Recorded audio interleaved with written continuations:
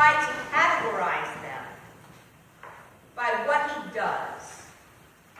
What are some of the things that Jesus accomplishes in his ministry?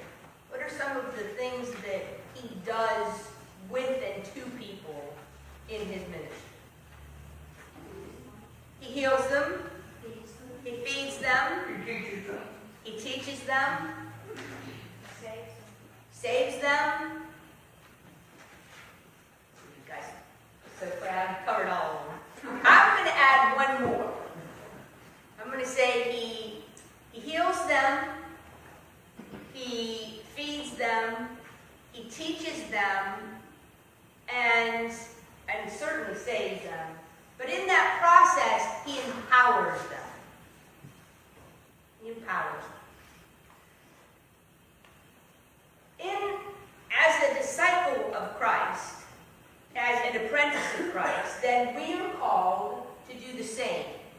We are called to help heal, to help teach, to help save, to help feed, and ultimately, and through all of those things, we empower people to live a Christ-like life. Now, how do we do that? That's kind of a big job. It's a big job. But if we look at today's epistle reading, everything that we need to know is in this text. And let's remember who is giving us this text. This is Paul. And Paul was a well-educated, highly passionate Jew. He was a Pharisee. He knew the law. He knew the scriptures. He knew the Torah. He was a dyed-in-the-wool Jew from head to toe. And then what happened? What happened to him? He saw the light. He had a conversion. Yeah. Right, he had a conversion. And all of a sudden, somebody who's persecuting Christians, people who are following Jesus, all of a sudden, someone who is going in one total direction and persecuting people who are following Jesus now has become his greatest evangelist. He's gone from one extreme to the other. So he has seen what it's like to be an ardent Jew, and now he comes before us and is a person who gives testimony to how Christ can transform and change our lives, how he is our Lord and Savior. And that brings us to our lesson today. And he says to the people, I bow my knees before the Father. And it intrigued me as I thought about our worship that we very rarely in this congregation use our prayer mirrors. I find them to be difficult to use. and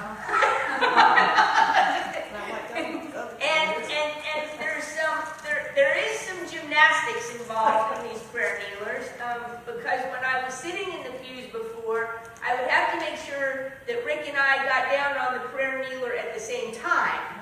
And then we had to also get up at the same time, because if one person got up before the other person was flying in the air.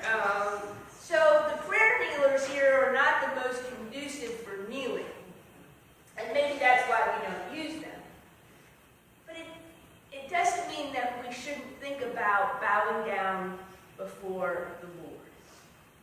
And I think it's one of the reasons that even on days when some of us have difficulty getting down, that when we come to the table, if we are able to, that is our preference. Because we bow down before the Lord.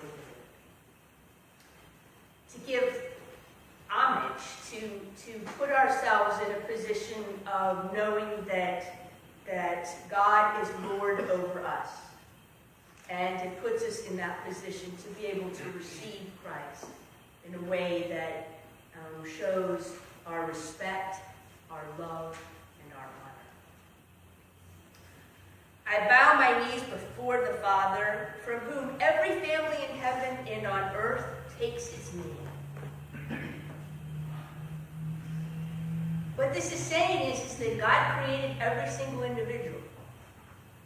If you think about it, your name is one of the things that defines who you are. And God has named you, and God has claimed you. Because God has created each and every one of us. He's created us male and female. He's created us black and white, gay and straight, Episcopal, Lutheran, Baptist, Latino, German, Hispanic, Greek, all of us. And maybe more importantly, rich and poor. You know, I think sometimes as we interact with people, especially people who we perceive who have less than we do, we think that there must be something wrong with us. That I know that a lot of times when talking with people who come down from the States to Honduras, they think, well, they're just not as smart as we are. Because if they were as smart as we are, they wouldn't be poor. And I can assure you that's not the case. There are some very, very smart Hondurans. And the people who have the least amongst us may actually be the smartest for a lot of reasons. If they want to go somewhere, they don't have to worry about taking their stuff. They're free to go. And the little that they have, they do some incredible things with it. And they have a sense of contentment that many who have a lot of things are looking for but can't find. So Paul says, guess what? I've seen what it's like to say that you have to be Jewish and only do it one way, but I'm telling you now that God created everybody and that everybody's equal in the eyes of God.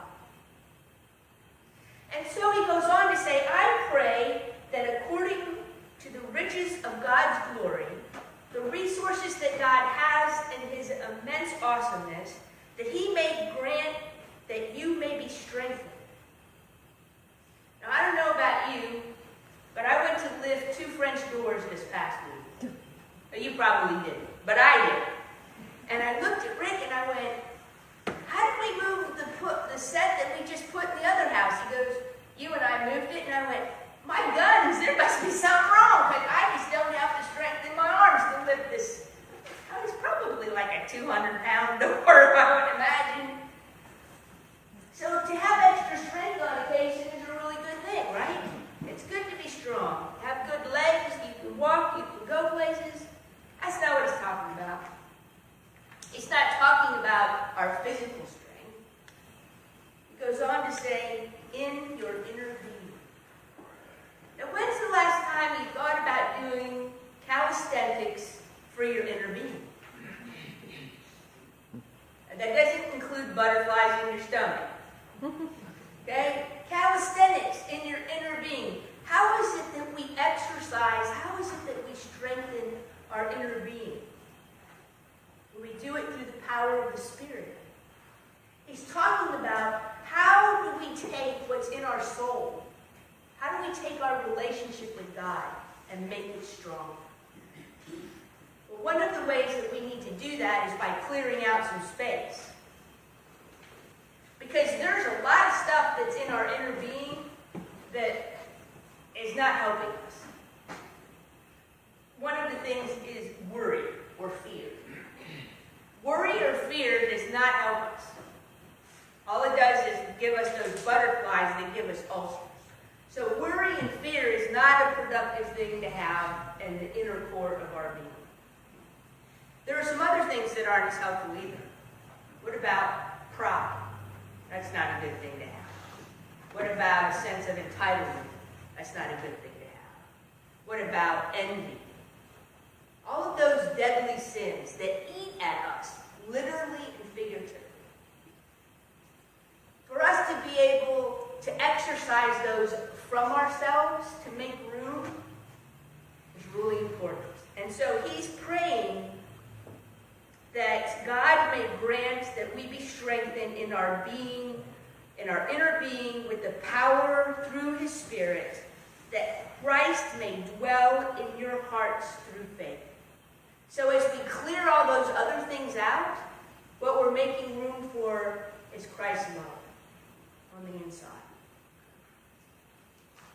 And how do we do that? We do that because we are being rooted and grounded in love. And that's one of the things I think that this congregation, it's one of our gifts. That we truly do want to love each other. And we truly do try to care for each other. And we truly do want the best for each other. We don't go around saying things behind each other's backs.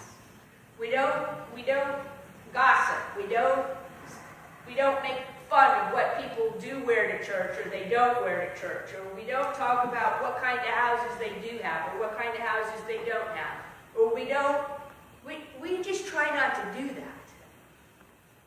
And that gives us a foundation here that a lot of places don't have the privilege of having.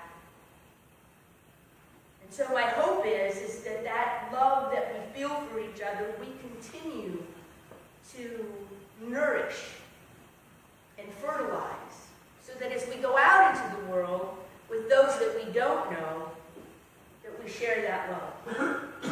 And that people will see that love and that they will know that we are people who have faith. We are people of faith. And that we walk in love. And then he goes on to say, I pray that you have the power to comprehend with all the saints what is the breadth and length and height and depth. So he's like saying everything, no matter how high it is, no matter how far it is, no matter how big it is. And to know the love of Christ that surpasses knowledge, so that you may be filled with the fullness of God. You may be filled with the fullness of God. So that's what's at your inner being, at your core, that fullness. There are two things that come with a sense of fullness.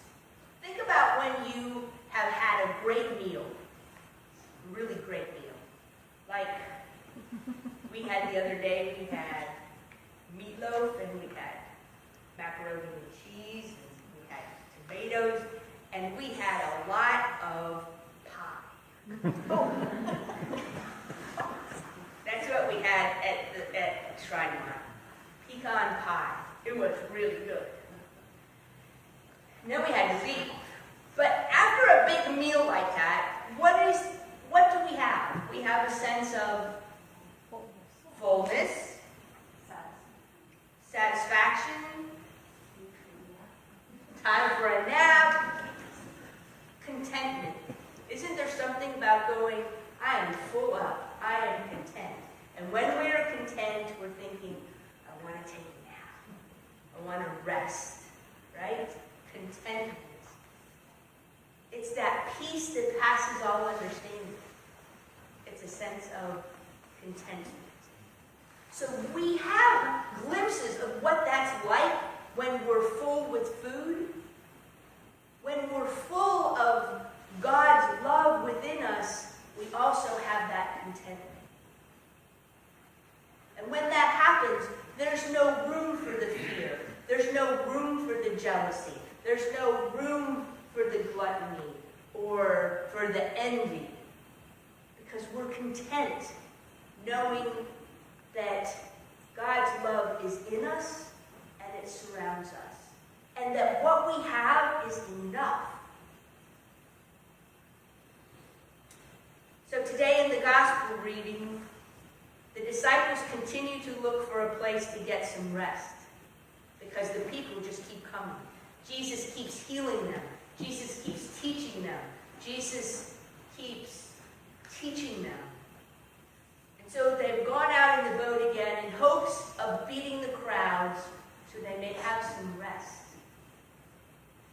And the storm comes up, and they see, and it's not the storm that scares them. Isn't that interesting? Because these are fishermen who have seen storms before. It's not the storm that scares them and the waves are crashing. It's because they see Jesus walking on the water. And that's not where they expected to see Jesus. And sometimes when we experience God in our life where we don't expect to see Jesus, it can be a really scary thing. Because if Jesus can do that, that means that we as his disciples are called to participate in that kind of behavior as well. And if we thought about it hard enough, there are probably several occasions in your life where you may not literally have walked on water, but when trying to help someone, you've done some things that have been pretty amazing. Like, for example, when people are in a car accident and 2 or 3 guys walk over and all of a sudden they pick up a car and they get the person out of the accident, that's like walking on water. That's pretty miraculous. There are things that we're called to do that can, at times that are scary, that can be amazing through God's help and God's strength. And so here comes Jesus. He's walking on the water, and the disciples are suddenly afraid. But what does he say to them?